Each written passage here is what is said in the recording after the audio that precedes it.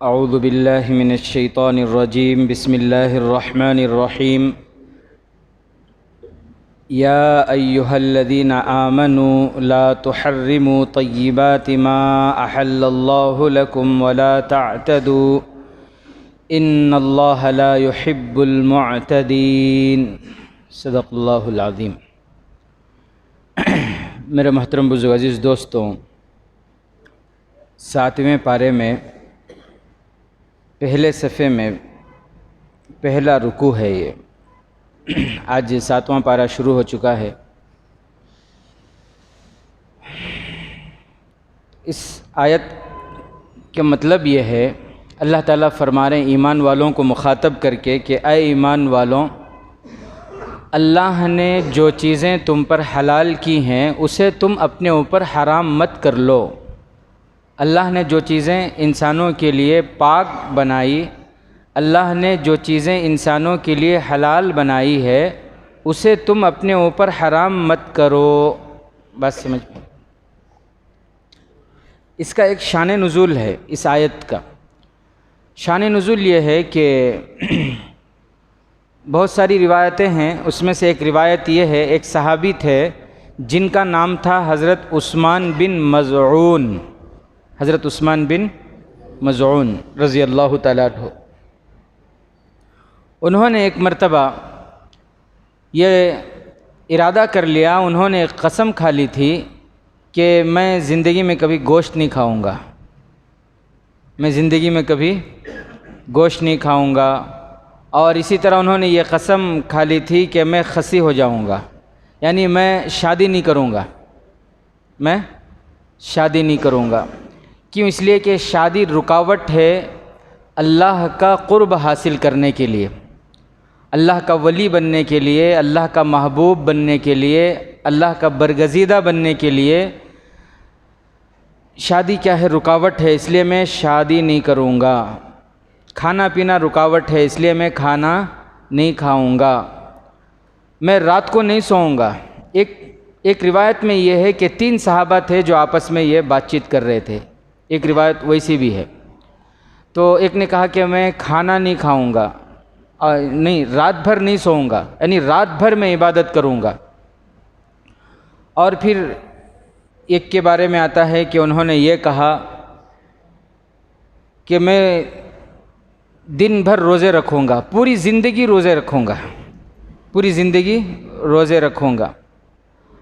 اور ایک نے تو یہ نیت کر لی کہ میں محلہ ہی چھوڑ دوں گا، گھر بار سب کچھ چھوڑ چھاڑ کے میں جنگل میں چلا جاؤں گا اور وہاں جا کے عبادت کروں گا، اللہ کا تقرب حاصل کروں گا۔ بہرحال جب یہ بات اللہ کے نبی صلی اللہ علیہ وسلم کو پہنچی تو آپ صلی اللہ علیہ وسلم ان کو بلائے اور فرمایا، اے عثمان، کیا تم نے یہ قسم کھائی کہ تم خصی ہو جاؤ گے، یعنی تم شادی نہیں کرو گے؟ تو انہوں نے کہا کہ اللہ کے نبی، ہاں میں نے یہ قسم کھائی تھی کہ میں شادی نہیں کروں گا۔ اللہ کے نبی صلی اللہ علیہ وسلم نے فرمایا کہ تم یہ کیسے قسم کھا سکتے ہو؟ تم یہ قسم کیسے کھا سکتے ہو جب کہ تمہارا نبی میں موجود ہوں، میں تمہارے درمیان موجود ہوں اور میں نے نکاح کیا، میری بیویاں ہیں، جو میری سنت پر چلے گا وہ میرا امتی ہوگا۔ جب میں نے نکاح کیا ہے تو تم نکاح نہ کرنے کی قسم کیسے کھا سکتے ہو تم؟ اور اس کے بعد پھر اللہ کے نبی صلی اللہ علیہ وسلم نے پوچھے کہ کیا تم نے یہ قسم کھائی ہے کہ تم گوشت نہیں کھاؤ گے؟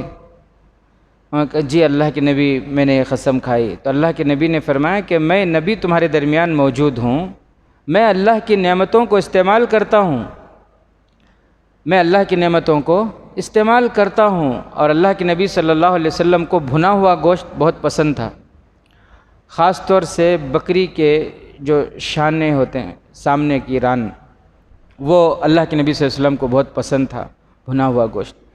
بہرحال تو اللہ کے نبی صلی اللہ علیہ وسلم نے فرمایا کہ میں تمہارے درمیان موجود ہوں، تم ایسے قسم کیسے کھا سکتے ہو؟ پھر اللہ کے نبی صلی اللہ علیہ وسلم نے پوچھے، کیا تم نے یہ قسم کھائی کہ تم رات بھر جاگو گے، رات بھر عبادت کرو گے؟ انہوں نے کہا کہ جی ہاں میں نے یہ قسم کھائی۔ اللہ کے نبی صلی اللہ علیہ وسلم نے فرمایا کہ تمہیں اس طرح قسم کھانے کی اجازت کس نے دی؟ میں دن رات میں ایک حصہ سوتا ہوں اور تہجد میں اٹھ کر اللہ سے مناجات کرتا ہوں، اللہ سے دعائیں کرتا ہوں، اللہ کو یاد کرتا ہوں۔ تم بھی رات کا ایک حصہ آرام کرو اور ایک حصہ اللہ کی عبادت میں گزارو۔ اور اس کے بعد پھر اللہ کے نبی صلی اللہ علیہ وسلم پوچھے کیا تم نے یہ قسم کھائی کہ تم دن بھر روزہ رکھو گے؟ انہوں نے کہا کہ جی ہاں میں نے یہ قسم کھائی کہ میں ہمیشہ پوری زندگی روزے رکھوں گا۔ اللہ کے نبی صلی اللہ علیہ وسلم نے فرمایا میں تمہارا نبی تمہارے درمیان موجود ہوں، میں تمہیں بالکل اس کی اجازت نہیں دیتا، میں تمہیں اس کی اجازت نہیں دیتا کہ تم زندگی بھر روزے رکھو۔ پھر اللہ کے نبی صلی اللہ علیہ وسلم نے فرمایا کہ ایک کام کرو، مہینے میں 3 دن روزے رکھو، مہینے میں 3 روزے رکھو۔ انہوں نے کہا کہ اللہ کے نبی بہت کم ہو گئے، کچھ اور بڑھا دیجئے۔ تو اللہ کے نبی صلی اللہ علیہ وسلم نے فرمایا کہ ٹھیک ہے چلو ہر ہفتہ 2 دن رکھ لو، پیر اور جمعرات۔ انہوں نے کہا کہ اللہ کے نبی یہ بھی بہت کم ہے، کچھ اور بڑھا دیجئے۔ تو اللہ کے نبی صلی اللہ علیہ وسلم نے فرمایا چلو ایک دن آڑ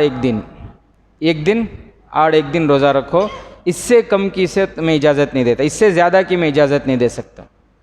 یعنی ایک دن روزہ رکھو، ایک دن مت رکھو، ایک دن رکھو پھر ایک دن گیپ، اس طرح تم روزہ رکھنا چاہو تو رکھ سکتے ہو۔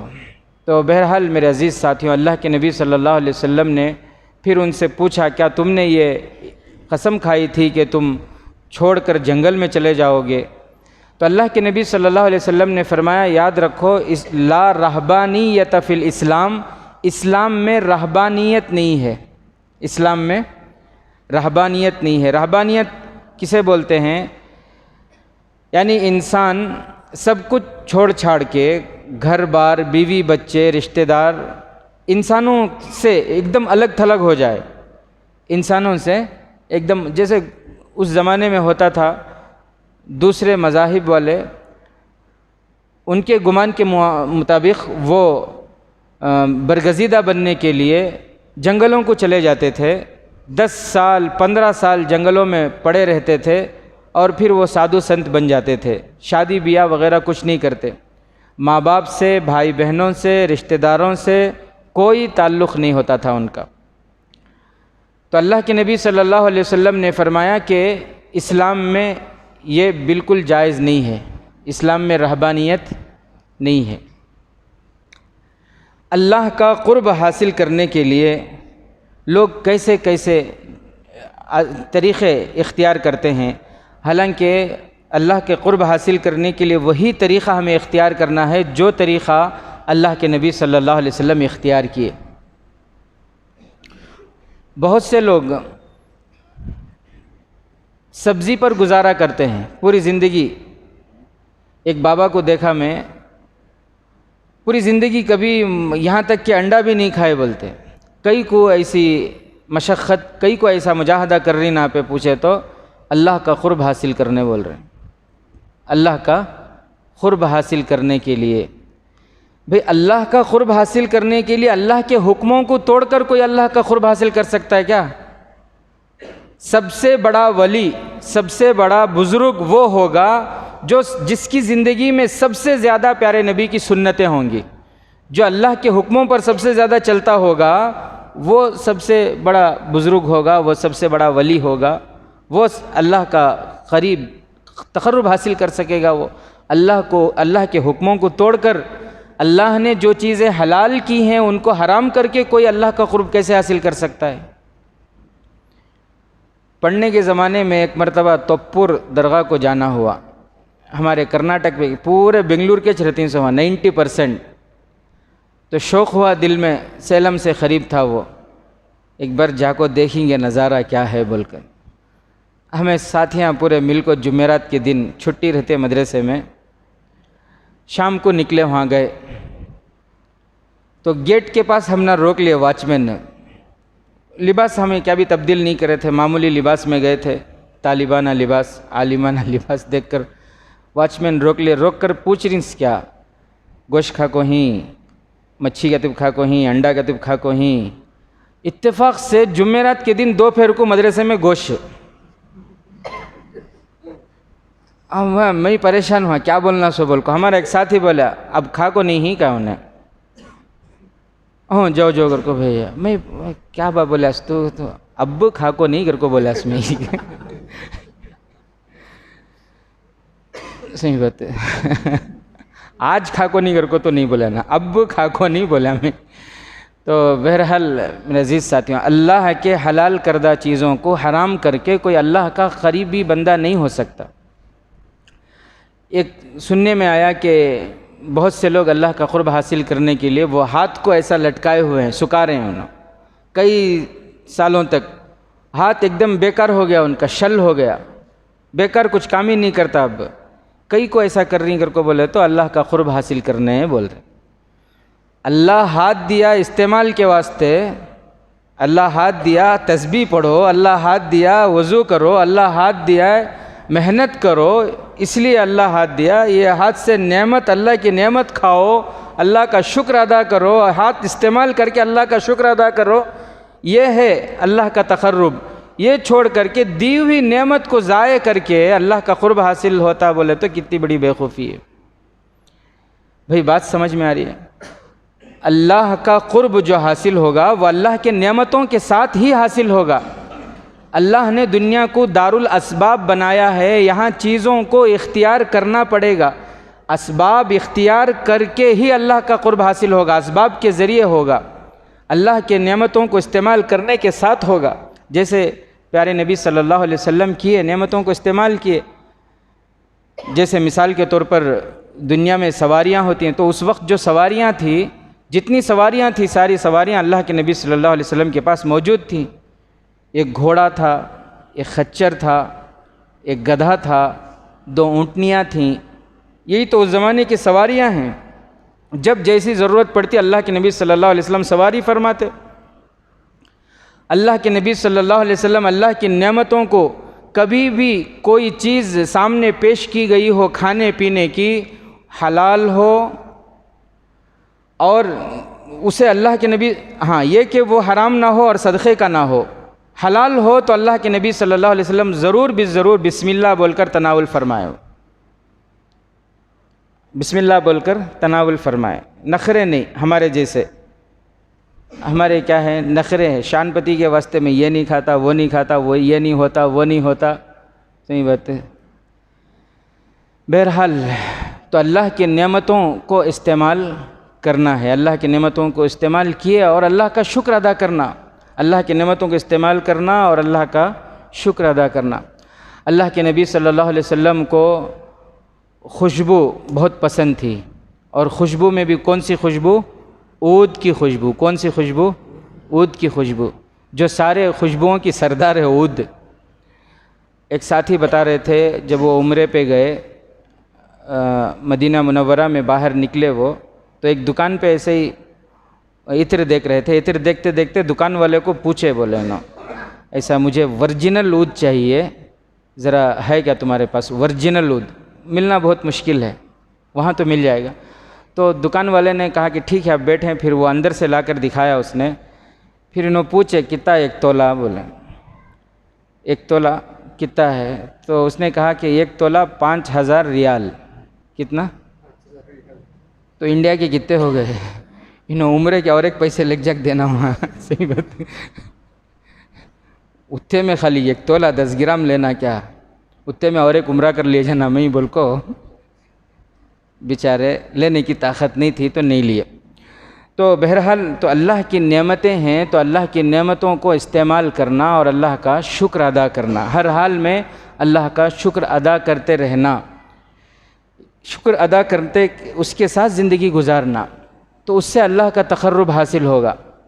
اللہ تعالیٰ نے نعمتیں دی ہیں تو اسے اظہار کرو. اب کھانا کھاتے ہیں, کھانا کھانے کے بعد دعا ہے, الحمدللہ الذی اطعمنا وسقانا وجعلنا مسلمین. اللہ کے نبی صلی اللہ علیہ وسلم نے فرمایا کہ جو کھانے کے بعد یہ دعا پڑھے, الحمدللہ الذی هو اشبعنا واروعنا وانعم علینا وافضل, اس سے اس رزق کا حساب ہی نہیں لیا جائے گا.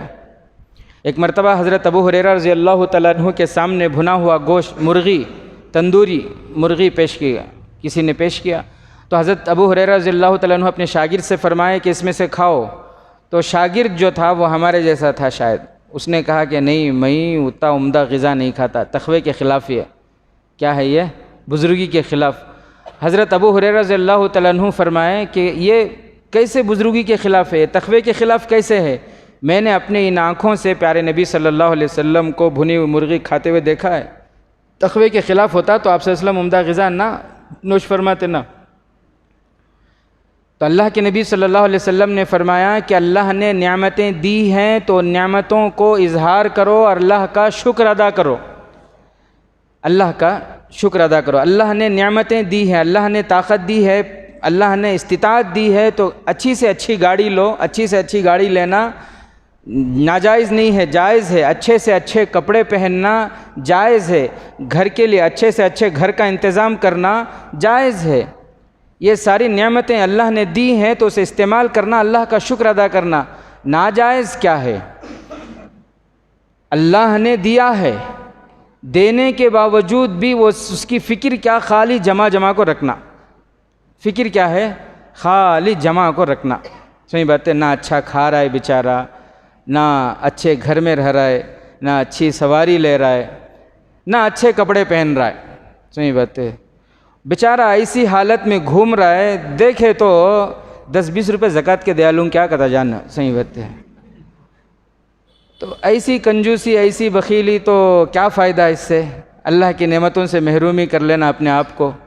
صحیح بات ہے، تو یہ تو بالکل اللہ کو ناپسند کیا ہے؟ اللہ کو ناپسند تکبر ناپسند ہے۔ کیا ہے؟ تکبر ناپسند ہے۔ گاڑی لی آپ 800 رکھ لیو، لے کو فخر سے، خالی رونڈا یہاں سے وہاں، وہاں سے یہاں، کیا کہتے ہو میں لے کو ہونا، دیکھو ذرا کر کو۔ صحیح بات ہے، کیا اب بھی زبیر بھائی نکل کو دیکھے نہیں، نہ اتنا ہارا نہ مارے تو بھی کر کو وہاں آنچ رونڈا مرلک ہے۔ صحیح بات ہے، یہ تکبر اللہ کو پسند نہیں ہے۔ صحیح بات، گاڑی چلاتے ہوئے دکھاوا آ گیا کہ ذرا دیکھیں دے میرے پاس بھی کیا ہے، یہ گاڑی ہے بول کر، تو یہ تکبر ہے، یہ اللہ کو پسند نہیں ہے۔ اچھی سے اچھی گاڑی لیو، لیکن کیا رہنا، اللہ کی نعمت یہ اس پر اللہ کا شکر ادا کرنا، تکبر نہیں، دکھاوا نہیں، ریاکاری نہیں۔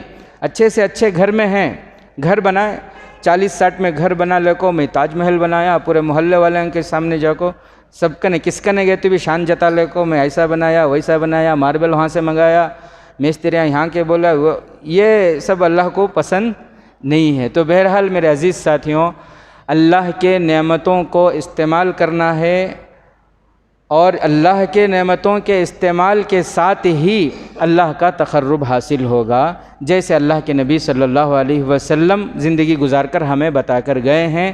تو اس لیے ہمیں چاہیے کہ اللہ نے جو نعمتیں ہمیں دی ہیں ان نعمتوں کا صحیح استعمال کریں، اور ہر ہمیشہ اللہ کے شکر کے ساتھ، اطاعت کے ساتھ، بندگی کے ساتھ زندگی گزارنے کی کوشش کریں۔ اللہ تعالی ہم تمام کو عمل کی توفیق نصیب فرمائے۔